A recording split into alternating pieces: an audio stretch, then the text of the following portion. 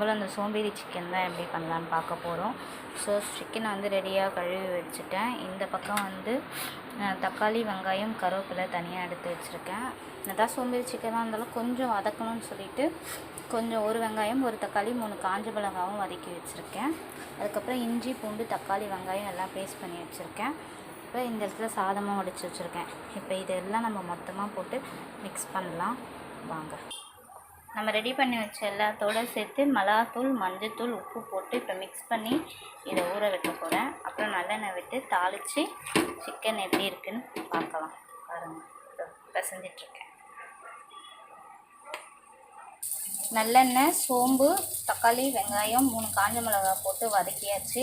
இப்போ நம்ம இந்த ஊற வச்சுருக்க சிக்கனை ஆட் பண்ணி குழம்பு எப்படி இருக்குன்னு பார்க்கலாம். நம்மளுடைய சோம்பேறி சிக்கனும் ரெடி ஆயிடுச்சுங்க. பாருங்கள், நல்லா சிக்கன் இருந்துச்சு. நீங்களும் ட்ரை பண்ணி பாருங்கள். பாய்.